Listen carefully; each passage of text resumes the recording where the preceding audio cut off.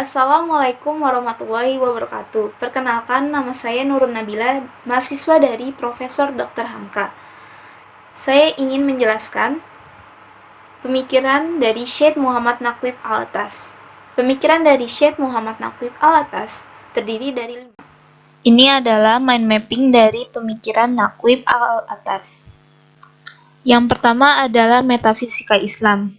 Metafisika Islam sebagaimana yang dipahami dan diyakini Al-Atas merupakan sebuah sintetis dari pemikiran yang bersumber dari para teolog, filsuf, dan sufi.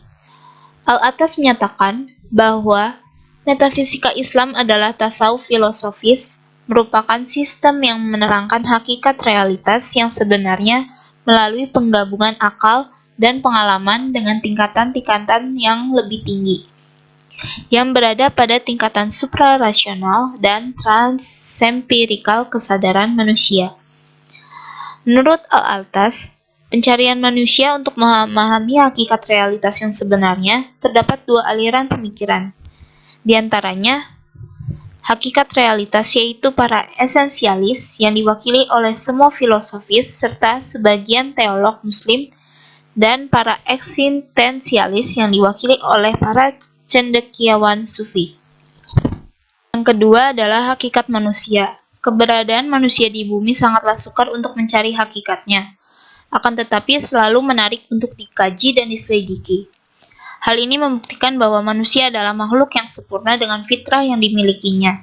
Dalam pandangan Syekh Muhammad Al-Atas, manusia adalah binatang yang rasional, karena manusia memiliki kelebihan akal untuk menalar. Hakikat manusia dibagi menjadi dua, yaitu natik yang artinya rasional, dan yang kedua akal, yaitu simbol yang mengandung makna suatu sifat yang mengikat dan menyimpulkan objek-objek ilmu pengetahuan dengan menggunakan sarana kata-kata atau bahasa. Yang ketiga adalah pendidikan Islam. Menurut Muhammad Al-Atas, pendidikan Islam adalah suatu proses penanaman sesuatu yang bertahap dalam diri manusia, yang berupa pengenalan dan pengalaman tentang tempat-tempat yang tepat dari segala sesuatu di dalam tatanan penciptaan sedemikian rupa, sehingga membimbing ke arah pengenalan dan pengakuan tempat Tuhan yang tepat di dalam tatanan wujud dan kepribadian. Pendidikan Islam terdiri dari dua kategori. Yang pertama, pedagogik dan ta'dib. Yang keempat adalah Islamisasi ilmu pengetahuan. Islamisasi ilmu pengetahuan menurut Al-Atas berarti pembebasan ilmu dari penafsiran-penafsiran yang didasarkan pada teologi sekuler dan dari makna-makna serta ungkapan-ungkapan manusia sekuler. Gagasan ini muncul karena tidak adanya landasan pengetahuan yang bersifat netral sehingga ilmu tidak bebas nilai. Upaya dalam melakukan Islamisasi ilmu pengetahuan, Al-Atas memberikan gagasan yang melibatkan dua proses yang saling berhubungan, yaitu melakukan proses pemisahan yang memiliki unsur dan konsep-konsep dalam membentuk kebudayaan dan peradaban Barat. Yang kedua, memasukkan unsur-unsur Islam dan konsep-konsep ke dalam setiap cabang ilmu pengetahuan masa kini yang relevan. Kegunaan ilmu pengetahuan menurut Al-Atas diantaranya: yang pertama, dapat meyakinkan dan memahamkan secara nyata. Kedua, dapat menghapuskan kejahilan, keraguan, dan dugaan.